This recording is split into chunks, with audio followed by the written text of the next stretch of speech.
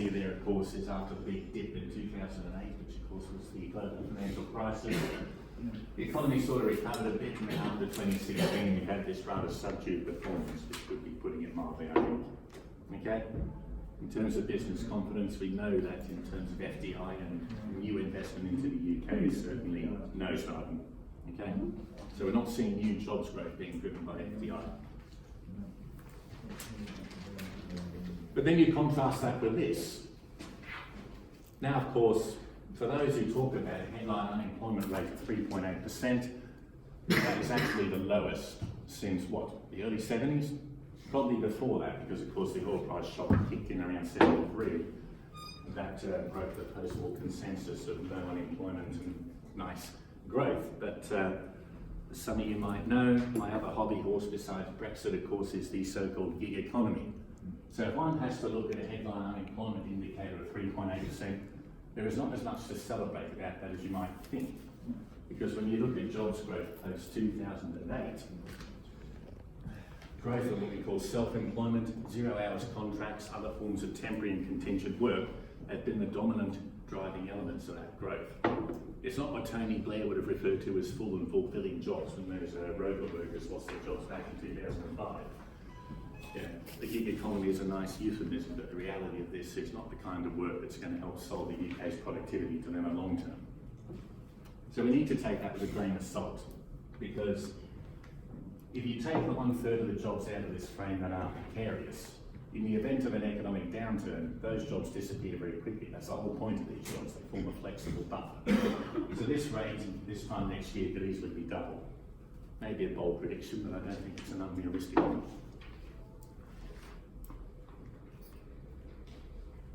Of course, the one indicator where we have seen movement, particularly after 2016, was the exchange rate. Effectively here, roughly a 15% devaluation. Yeah? When we think of the major currencies, pound against the euro, pound against the dollar. And of course, what's going to happen here? It may well be that the markets have already factored in to what they think will happen in terms of currency movements. Vicky may have a view on this. But I would say in the short term, the pound is unlikely to increase in value, is it? If anything, we may see this happen again, depending on what goes on.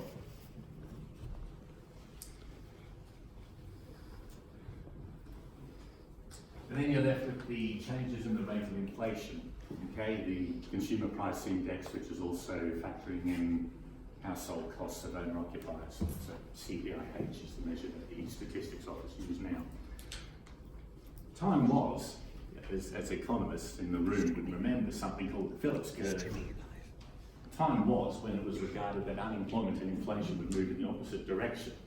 Because back in the 1970s, when trade unions had a lot more bargaining power than they do now, the assumption of economists, not necessarily saying I agree with it, was that when unemployment was low, workers would push for wage rises, and therefore that would trigger an inflation spiral. Nothing to do with oil price shocks, of course, but it is interesting to look at how inflation and unemployment are moving in tandem, more or less, at the moment, which completely defies what economic theory would have taught us years ago. I'm not saying it's a healthy thing, I'll put it that way. One could argue a certain level of inflation is indeed necessary to reflect a growing economy. So this could well just represent stagnation.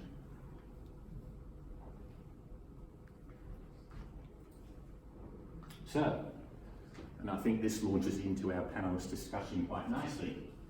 What are we looking at here in terms of at the moment? I sit on something called Birmingham City Council Combined Authority Brexit Commission, and their economic strategy group have sort of done a bit of work in terms of what's happening in the region. The OECD, and they're about as reputable an expert body we can get at international level with trusted economists, predict a 3% contraction of the UK economy over a 3-year period in the event of no deal. And of course that is intrinsically linked to the state of the manufacturing sector, of which the West Midlands, automotive, other sectors around here like aerospace and so on, rail maybe, are quite vulnerable to. Of course, the economic modelling suggests that the West Midlands and the North West and the North East would be the most vulnerable in that regard. And of course it's related to the structure of their economies. So we have seen signs of a decrease in business confidence backed by a number of surveys. Some large businesses postponing investment projects, some SMEs still continuing with investments. But here's the key stat. When you drive past a billboard and you see the slogan, "Get ready for Brexit," or the government tells you the UK is ready for Brexit, if I believe my eyes in terms of this evidence, I would say no, it's not. In fact, if anything, it's even worse prepared for Brexit now than it was in March when we were expecting to leave the EU. And of course, we are well aware that companies such as JLR and I think BMW are looking at another 2-week or so shutdown at the end of October. As you all know, that costs millions. If it's foregone output, it means workers get laid off for that period. What happens to their wages? So around half of the businesses here have still done no formal preparation for No Deal Brexit. And our own research tells us, and Malcolm, you remember the open text event that we had looking at the car sector, the variability, to put it nicely, in terms of large company knowledge of their own supply chains is quite frightening. Now, historically, that didn't matter. You just pay, you just keep the stuff coming in and make sure they get paid. If you're now looking at a situation where we leave the customs union and the single market, and you are looking as a business at trading into Europe with trusted trader status, EORI, etc., that's not a quick process. And the key point about that is that you then will be responsible for having compliance across the whole chain, because the whole thing is built around trust compliance. That process has a lead-in time of months if you're not doing it already. So you can see here why this would be a concern. You might be a small business trading as part of this sort of web, not necessarily aware of where your end product is.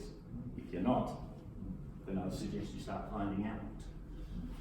So the government, of course, is trying to make additional funds available to support gathering of intelligence and enhance the capacity of business support bodies to help businesses prepare for Brexit, the kind of work that we are trying to do at the moment.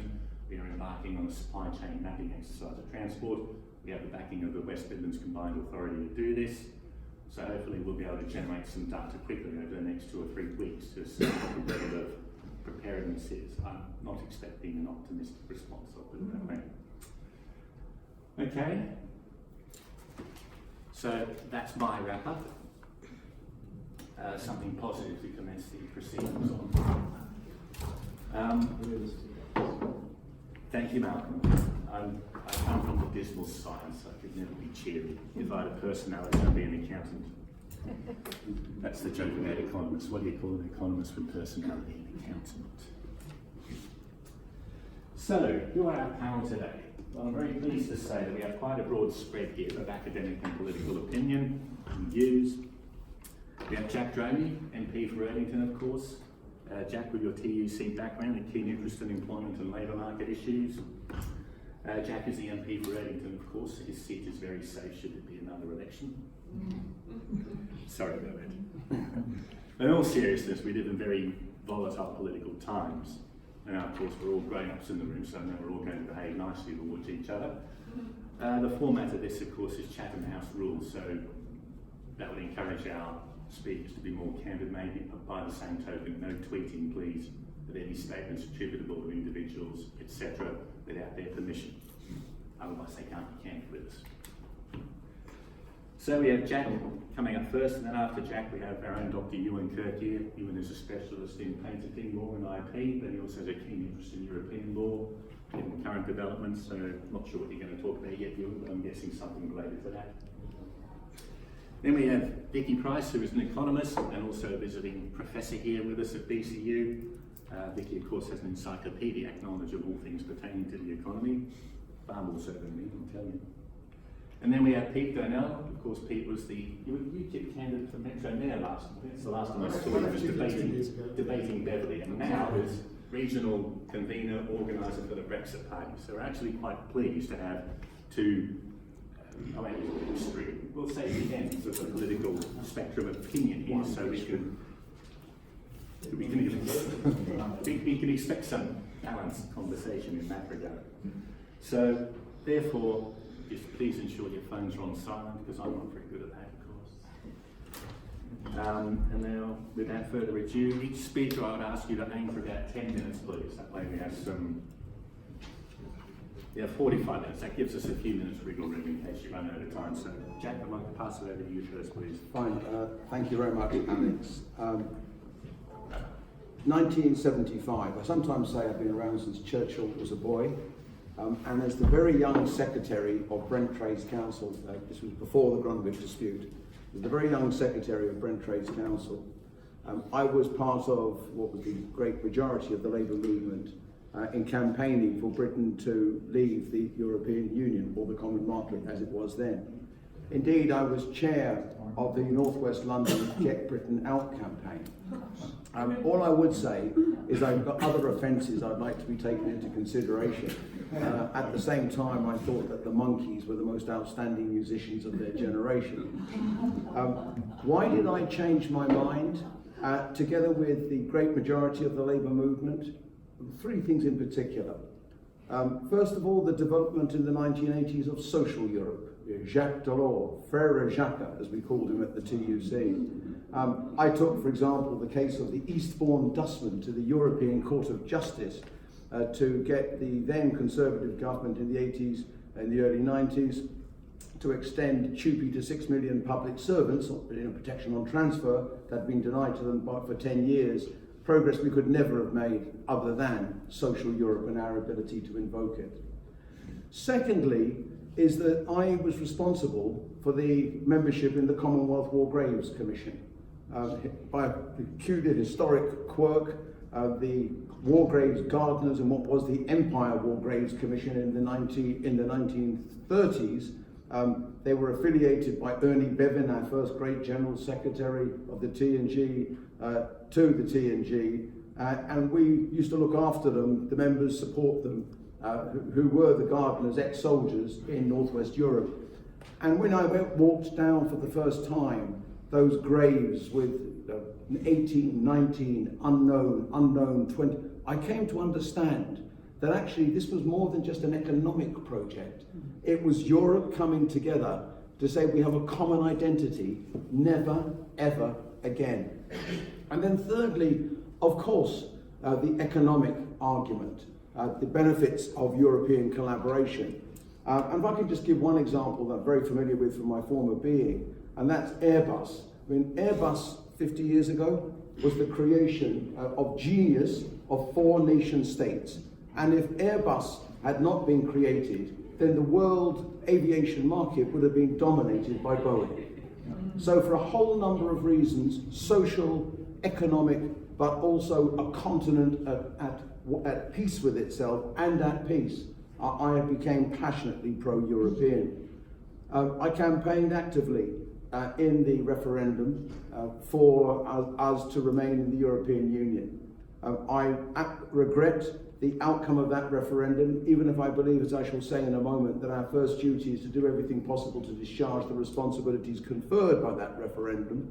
To be frank, what I object to is the lazy language used sometimes that somehow suggests that the people who voted leave were thick or stupid or racist. I think that's fundamentally wrong. Another time, another discussion, but my view is that at the heart of it was what I call the politics of discontent. Millions of our citizens who felt left behind, left out, and voted in the way that they did. And I therefore respect their decision. What does that then mean? For me, it's been a fundamental focus throughout the last 12 months in particular on 2 things. First, no to no deal. Secondly, that we have a duty to do everything we possibly can to reach a deal. On no to no deal, there's no question of it, a no deal Brexit will be catastrophic. And Alex, some of the figures you referred to, but if you look at the various industries, in particular those here in the West Midlands, the month before last, automotive production slowed by, or fell by 10%. If you look at the SMMT surveys of their members, what's happening in automotive, if you look at Make UK, the old Engineering Employers Federation, their surveys, you're seeing an increasing collapse of investment and decisions are being taken to relocate to the continent. If you look at some of the survey work that's been done in terms of regional impacts, Alex, our region, the West Midlands, is one of the regions the most vulnerable. So a no-deal Brexit has to be avoided at all costs. And all I would say to those who say that, oh, damn it, doesn't matter, we can stand on our own 2 feet, is have a little bit of humility. There are those in Parliament who believe that they know more about making cars than those who make cars, those more about building planes than those who build planes, more about building ships than those who build ships. And no deal Brexit has to be avoided. Secondly, therefore, is can we do a deal? Can we arrive at a deal? Earlier this year, there were prospects of that being possible with the negotiations when they commenced across party, and that was a very welcome process. But in the end, to be frank, why did it not happen? It didn't. It failed to materialise because what you had was the Prime Minister, the then Prime Minister, the prisoner of her red lines on the one hand, and the ERG and her own backbenchers on the other hand, who were just not prepared to see a deal done, the kind of which we had argued for, including, for example, customs union, close economic relationship with the single market, the workers' rights, environmental standards. It failed. Where are we now, and where do we go next? Most immediate imperative is that we have to prevent our country going over the cliff of a no deal Brexit. And that's why the all-party coalition, I'm proud to say that was born here in the West Midlands back in January of this year, with the amendment that was moved by Caroline Spellman and myself, which passed the House of Commons, saying no to no deal. That all-party coalition has significantly strengthened subsequently, and the Ben Act, as it now is designed to prevent the Prime Minister crashing over a cliff without a deal. You will have read the speculation that the government might find a way around that, including use of the Civil Contingencies Act. All I would say, forgive me without going into detail, is that we are confident that if necessary, further legislation can be taken through the House to prevent a no-deal Brexit. Secondly, then, where do you go from there? In the national interest, we need to do everything we possibly can on a continuing basis to reach agreement on a deal. And that means, on the one hand, an end to the toxic and disgraceful and utterly irresponsible language that the Prime Minister has used. I cannot believe to have Paula Sheriff sitting in front of me, weeping as she was told humbug when she raised the fact that her life was being threatened. That has to end. On the other hand, crucially, the Prime Minister cannot just produce the proposals that he has put on the table and say, well, that's it then, and expect the House of Commons, and indeed the Irish in particular, to pick it up. A negotiation will be necessary. He's got to dial down and reach out. Does he have it in him? We'll see. I doubt it. But I think there's an obligation on us still to do and to be seen to do everything we possibly can to arrive at a deal, because that's what the outcome of the referendum was. As things stand, the chances of that succeeding are not strong.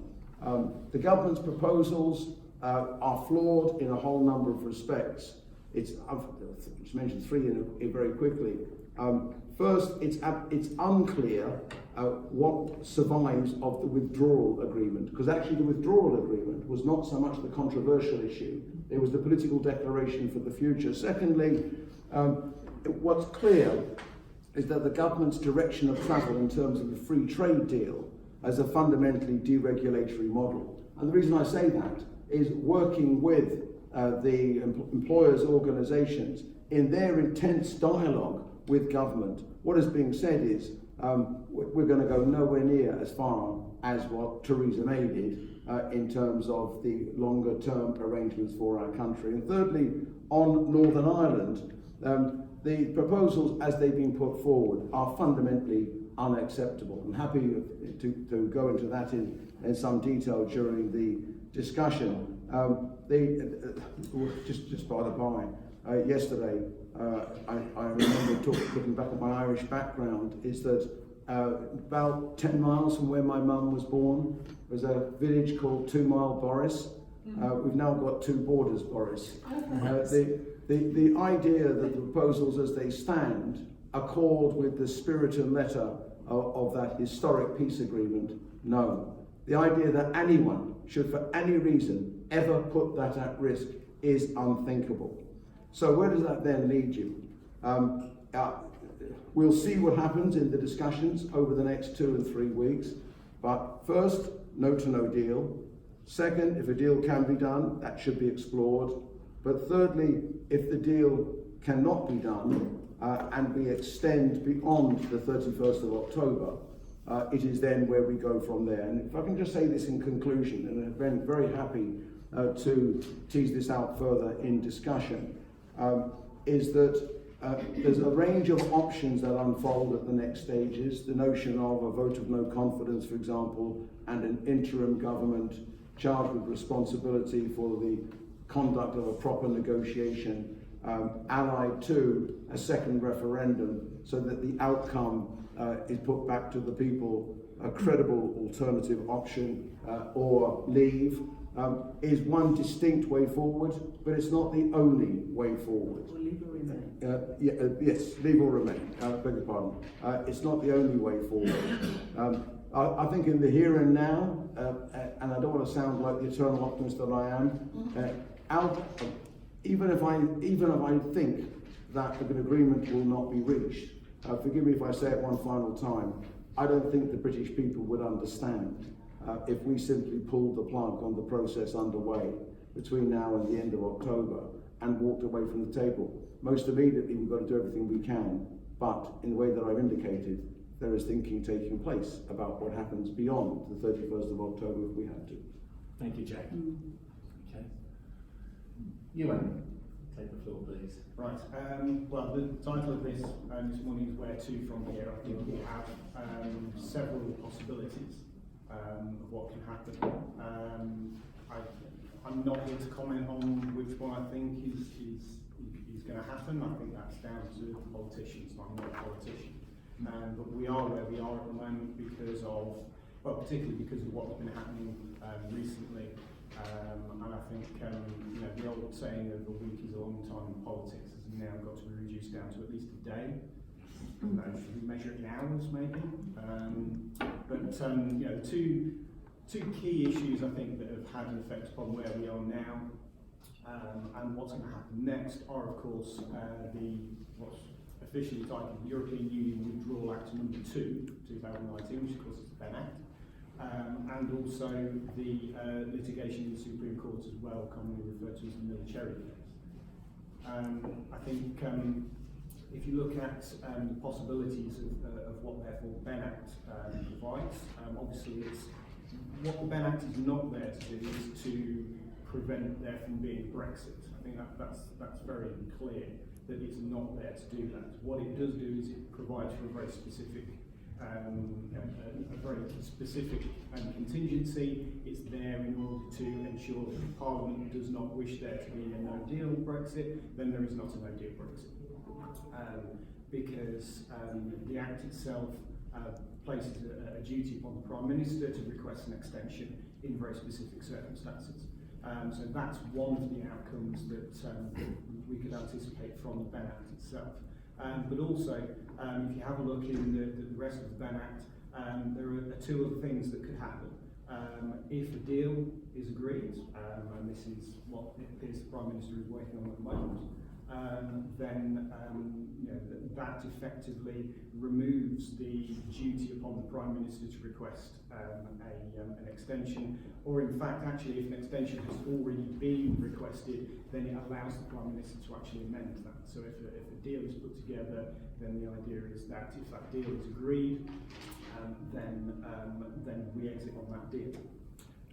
The other thing that could happen, which is also provided within the Ben Act, there is specific provision within there that if Parliament passes a motion saying that it agrees to the UK's exit from the EU without a deal, then that can also happen.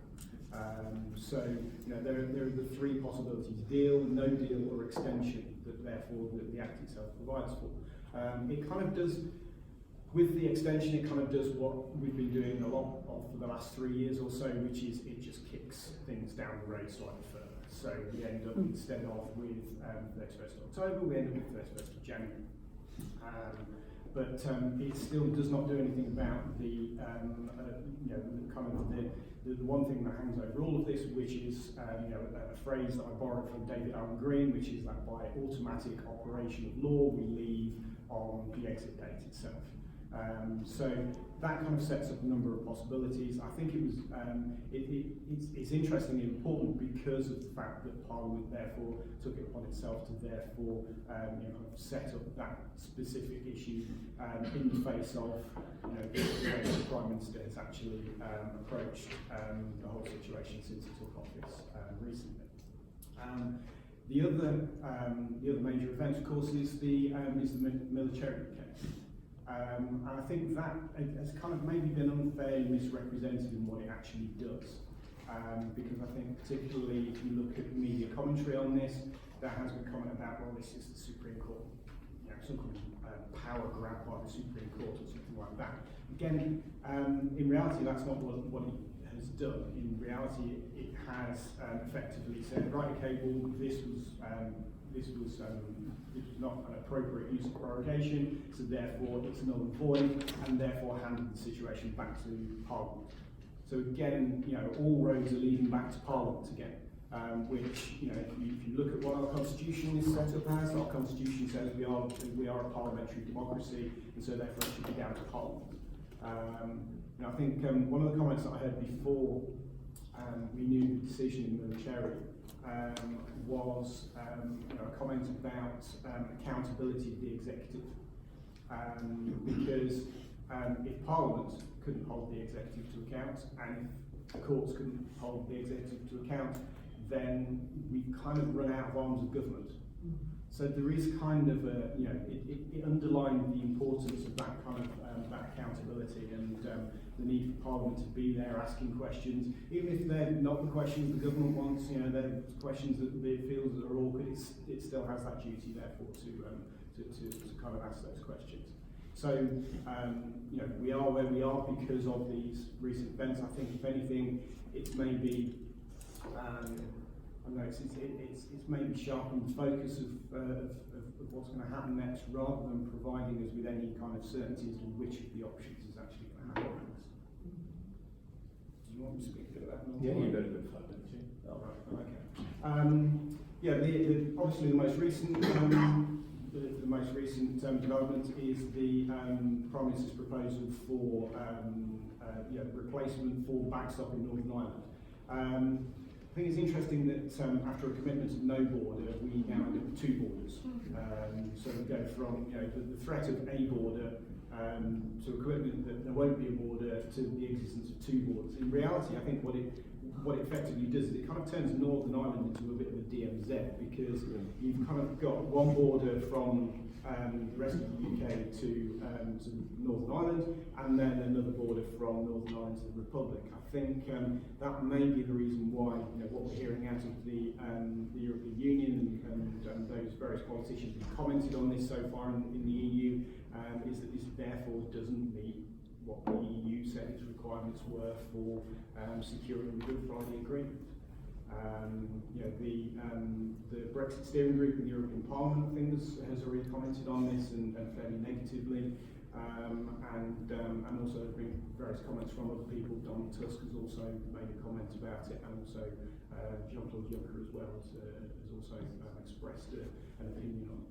I think initially the EU was maybe trying to stay fairly neutral about it until they had an opportunity to look at it, but I think now we're faced with the fact that the EU has those steering groups within the EU have kind of made that comment that, well, no, this doesn't actually do what it needs to do in order to remove that backstop, and so therefore the likelihood of that in its current form being accepted is probably extremely slim. I think the thing we have to remember about the process is I think we're all very focused upon Parliament and Parliament's approval for a deal.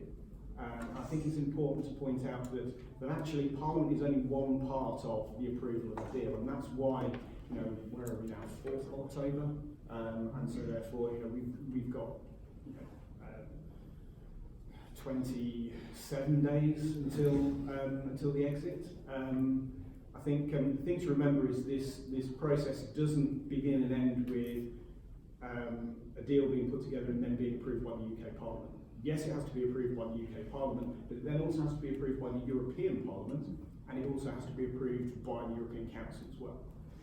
And so therefore, people may be thinking that this is something that therefore can be run all the way down to the wire, as kind of a last minute thing, and then it just kind of gets rushed through. You have to remember that there are actually a number of different actors involved here that actually have to put their approval forward. And I think we've kind of focused a bit in the UK upon the fact that the UK Parliament has to approve it, and yeah, it's more complicated than that. Okay, that's a good point to stop there for the Ewan. Thank you for that. Vicky, I'm going to hand it over to you, please. Thank you. Well, I'll talk a little bit about the economics, but I thought it was very interesting in my hotel this morning, picking up the I newspaper. Johnson, I missed the compromise. So, which came as a very interesting, it's a shock actually. You see these words as human, of course he's uttered them, or rather the newspaper decided that that's what he needs to do. Well, I have to say that I always thought that the chances of a no deal was zero.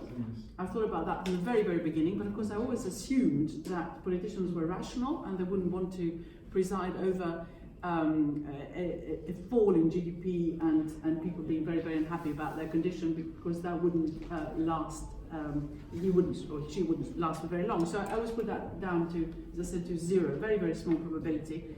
And even though the probability has increased a little bit recently, if you look at the way in which the financial markets are reacting, in reality sterling has stabilised. In fact, there are days when it's going up a little bit. So I think the markets have generally assumed that we're not going to leave. Even though the probability has gone up a little bit in their calculations. So there are a number of indicators that suggest that it wouldn't be a very good idea. Most of the forecasts anyways are very pessimistic about a no-deal situation. But it's worth just seeing what's been happening, and therefore what may happen even if we have a deal. And I think Alex's analysis was quite right. There are concerns about what may happen to unemployment. And the interesting thing is that right now, you read something semi-positive in the papers this morning, when you had the prorogation of Parliament, you had all sorts of, we leave indefinitely by the 31st, deal or no deal, and businesses, of course, are quite worried and have been worried about this. So the latest, and that has implications for the future. The latest BCC, which is the British Chambers of Commerce survey that came out yesterday, yesterday. I sit on their economic advisory panel group. Was the most pessimistic in 10 years in terms of intentions and so on. London is a little bit different. London seems to be, if anything, picking up a little bit, which is quite surprising. I always thought London was a different country. Probably also accounts for the way in which they voted in the referendum. In fact, the area where I live, which is Lambeth, was the highest voted, 79-point-something% in the country after Gibraltar, which was 99.9%, whatever. Mostly in King's Heath Ward, 85%. Oh, right. But that's a ward. Oh, right, okay. Sorry. Okay, that's a ward, but that's the entire area. But London seems to be different. But overall, the mood is very pessimistic. If you look at overall business confidence, it's again the worst since the financial crisis. If you look at consumer confidence, despite the data that Alex put up, it's at the lowest in 10 years as well, which is really quite surprising. That the consumer feels very uncertain about the future, and politics has played a part. I mean, they read the stuff as well. Like everybody else, and just as Jack was saying, they're not stupid. They can see that there are worries ahead, and indeed quite a lot of the employment data that we've seen. If you work 1 hour, you're employed. Yeah. A week, which is quite odd given the constitution of our employment, that the way that it exists, and indeed the gig economy has been a very major part of that, and they're getting paid very little for it, and that is reflected in things like retail sales falling. It's also reflected in a more general impact on the economy. It's not just, of course, the UK, but the world is slowing down. We have to bear that in mind. It's not just Brexit, inverted commas, that's doing it. We've seen manufacturing output declining across the world, and certainly the growth of it, and forecasts are being reduced continuously for it. And one of the major countries we export to, which is Germany, itself in recession in the last quarter, and who knows, or rather the previous one, who knows what would have been the case, will be the case for the quarter that has just ended. So the environment isn't particularly good, and that has also some implications of where we'd be whatever happens. And this is really that trade was growing very substantially back in 2016. So when we voted to leave, and the slight recovery that took place afterwards, we had both the developed and the developing world just seeing this serious recovery in trade, which hadn't been the case since the financial crisis, where we had a fall in world trade, which matters hugely for world growth, and then a pick-up, but quite a big divergence between the developed and the developing world. Then, 2016, 2017, quite an improvement taking place, with both sides growing at the same rate, and of course helping us quite considerably, and of course the fall in the pound helped as well. And we did reasonably well. In addition, there was this huge injection of funds from the Bank of England, and the UK did reasonably well. But things have changed very significantly. That injection of funds has stopped. So if anything, people are paying some of the loans that they got subsidised through the banking system back. And the world economy itself, as I said, has slowed down, and trade is hardly growing, partly because of the trade disputes, of course, if not huge, considerably because of the trade disputes between the US and China, but also trade disputes between the US and Europe, with tariffs being imposed on steel and aluminium and so on. So if you're looking at projections, I mean, here we are, the latest data for the UK show that construction is in recession, manufacturing is declining, manufacturing output. Services, the data that came out yesterday also showed that services are falling. So we may see contraction again for the quarter that just finished, or very, very little growth. And for the future, how do you make up this loss in investment that has taken place? So even if we leave with a deal, which people support, the EU of course first of all, as we've been hearing, and of course Parliament, which seems to be inclined to go for some deal if that was possible. The OECD, which Alex mentioned, and loads of others have forecast for this year 1%, next year 0.9%, because it is just impossible to catch up with this improvement that you absolutely need to have in investment and so on over that period. And of course that will have implications for employment. So not very good news even if there is a deal.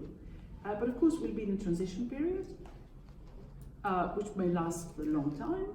So things should start recovering a bit. And the impact on the exchange rate that you mentioned, Alex, should probably be positive, because at least the chances of a decline in GDP will have, as the OECD would forecast without a deal, would have receded. So there will be some recovery, there's no doubt about that.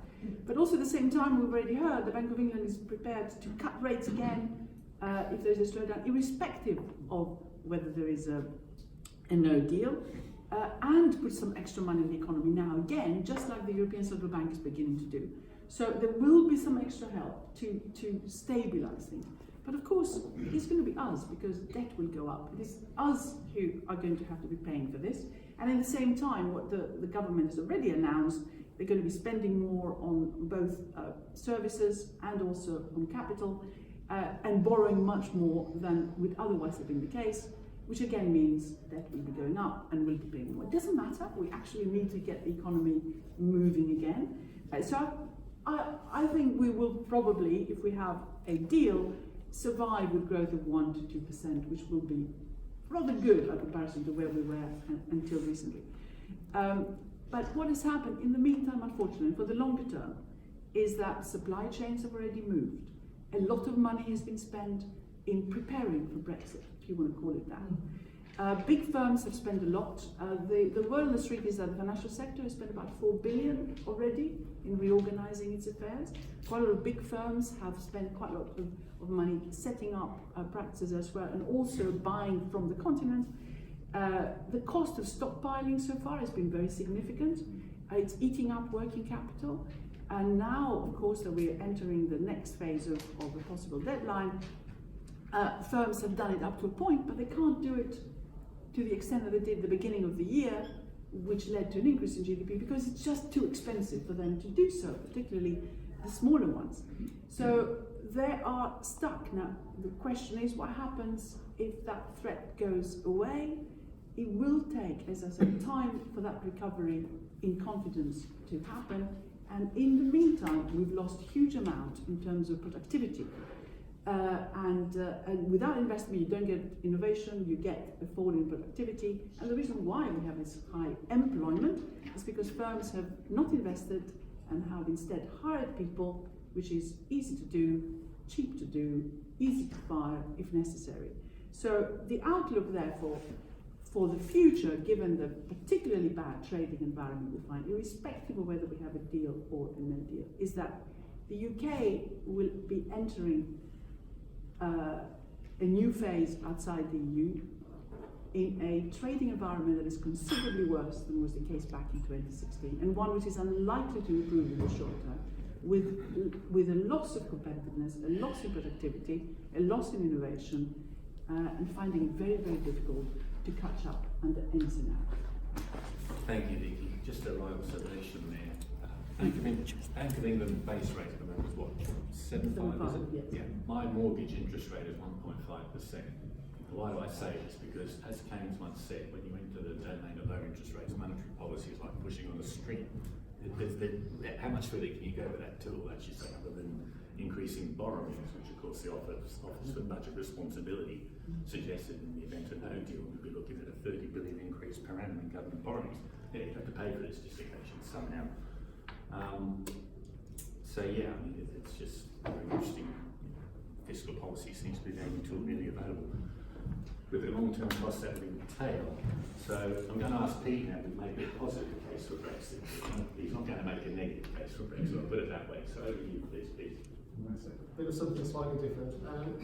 My name's Peter now. I've actually been involved or worked in IT for most of my life. I did have a speech prepared, by the way, so it might be a little bit disconnected here. But basically, I actually went to Coventry Polytechnic, got a computer honours degree, and worked in IT all my life. About 5 years ago, I got interested in politics, particularly the EU. I started looking at the EU, did a bit of research, and just gradually, various things about the EU didn't appeal to me. I get quite often asked, what is it about EU law that you don't like? Tell me an EU law that you don't like. I don't like the common fisheries policy, where we end up throwing away hundreds of thousands of tons of fish because they caught the wrong ones and their quotas are not allowing them to actually land the fish, so they chuck them away.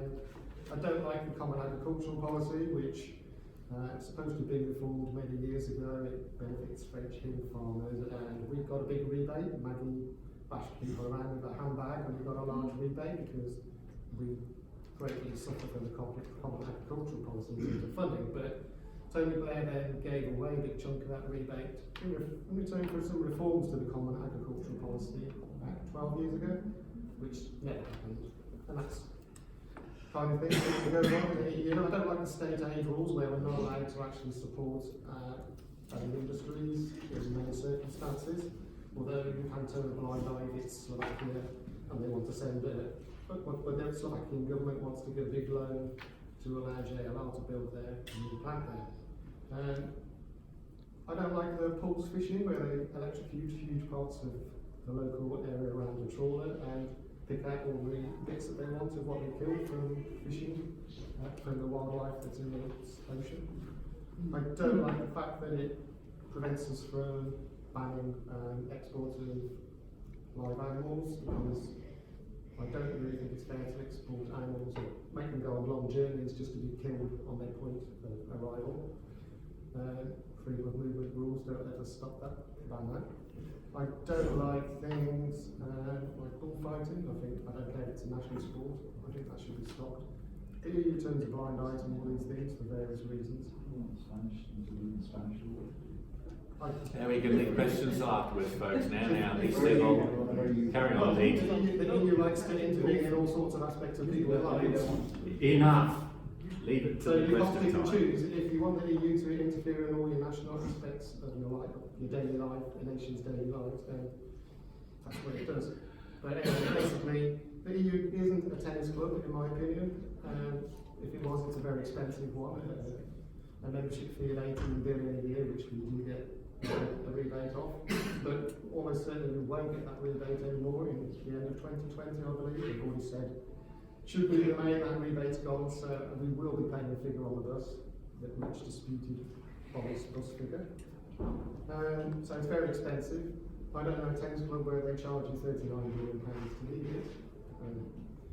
I wouldn't join it if they did, basically. So all sorts of things about the EU that I don't like. If I could just make a few comments on the economics of it. I'm not an economist, so I will bow to superior, excuse me, in some cases knowledge, obviously.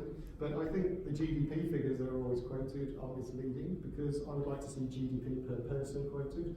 Because if your GDP was something in 2008, and then you add another 5 million people and say, oh, in 2018, look, our GDP has gone up. Well, of course it has, because you've got another 5 million people. So I would like to see GDP per person as the only figure quoted rather than GDP.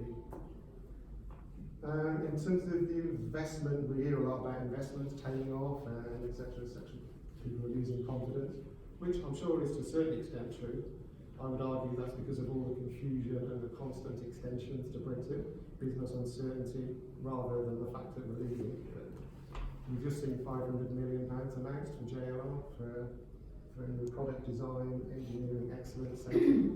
So I think we can see there's still some confidence there, definitely.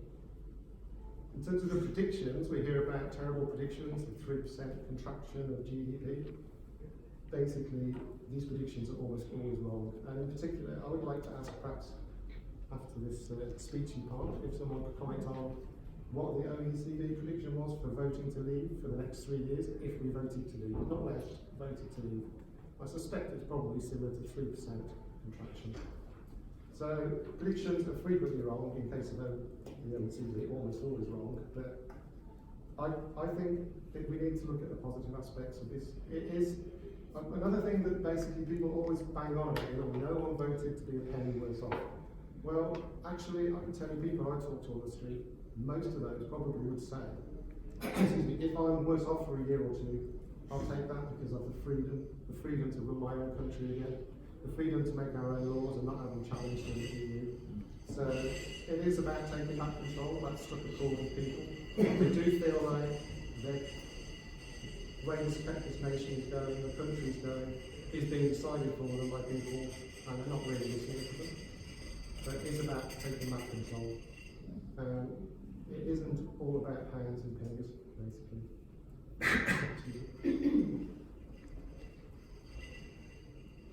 In terms of where do we go from here, which is what we're talking about, we are in a big mess. I don't think anyone's going to dispute that. We have a Labour Party which, I don't want to get too political, certainly won't get personal, but their policy is essentially go away to the EU, tell them that we won't campaign for whatever deal we get a deal, put it on the ballot paper, and then say you can have that or remain. Well, that's not democracy in my eyes. That's not respecting the Leave result, which is what they promised to do previously. So that's not going to bring the country back together. We want to bring the country back together. We hear that phrase all the time. Great, everybody wants to do that. We don't want to see the bitterness, the arguing. It's gone on far too long, and it's setting friends against friends, family members against. It's horrible. So absolutely, we want to bring the country back together, of course, but having a referendum with effectively 2 Remain options, leave, which it probably will be their policy. They will leave in name only, and a Remain. That's not going to bring anybody back together. The Lib Dem policy of revoking Article 50, really, is that going to bring the country back together? I don't think so. Boris is a cunning plan person. He's got a great plan. He's going to go, well, he is going around the EU, trying to sell his highly complex, convoluted deal. 2 borders, we've already spoken about it, Dr. Ewan sort of explained the 2 borders thing. There's a whole lot to it. It's a really complicated situation. He's going to go around the EU and basically say, it's my deal or no deal. He's then going to come back to Commons if he gets past the EU, who knows? Right, it's my deal or no deal. No one actually knows if he can, as also briefly mentioned, whether no deal is still possible. Supposedly it's illegal. So, is it a massive bluff? Can he really take us out with no deal? Who knows? So, but, that's not a way to go about solving the problem. In terms of leaving with no deal, it's talked about as a crashing, a cliff exit. We've had 3.5 years to prepare for leaving with no deal. We should have been countenance in what we do in the event of no deal, starting the planning 3.5 years ago. I didn't want to leave with no deal. I wanted to leave with a negotiated deal, a proper free trade deal at the end. No. We decided we were going to have close alignment to the EU. Mrs May decided she didn't want to break. I actually heard a speech by Philip Hammond about 1.5 years ago, where he basically said, right, we're going to leave the EU, but actually nothing's going to change. But what is the point of that? We're going to spend £39 billion to give them £39 billion and basically nothing's going to change. So I would like to see us leave the EU, obviously. I would like to see us leave, unfortunately now, because I don't think there's any other option, with a managed no deal exit. I think we should be able to do that. We've had a hell of a long time to plan for it. If we haven't planned for it, then there's a lot of people who've got a lot of things to answer for.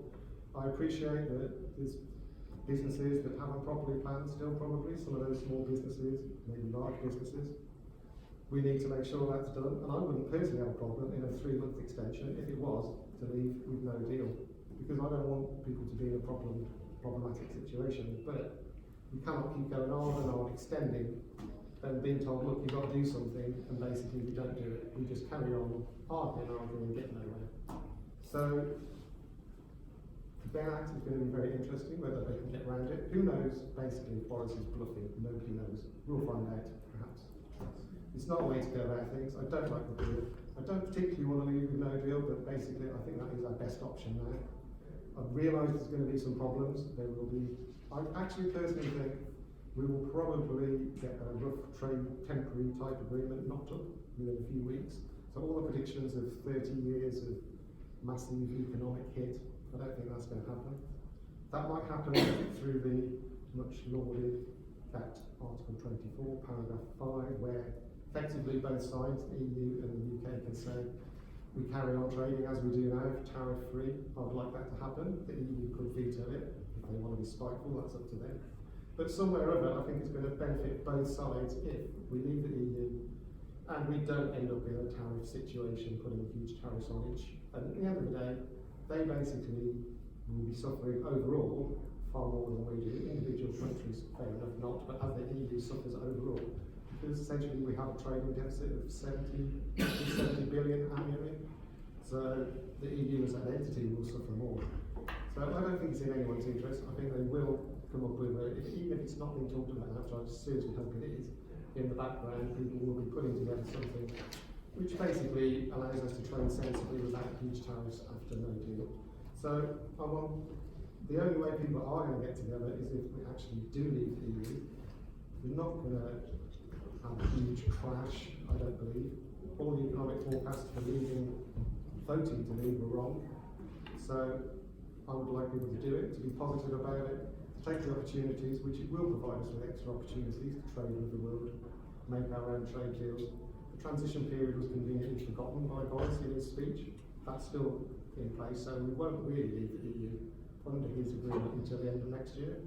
So let's leave. If there are teething problems, let's sort them out. I don't think it's going to go on a long time. I think we will make it work, and I will be positive about it. Leave the EU, be an independent trading nation again. We're the 5th largest economy in the world. But let's be proud of it. Let's get together and do it. Thank you. Thank you.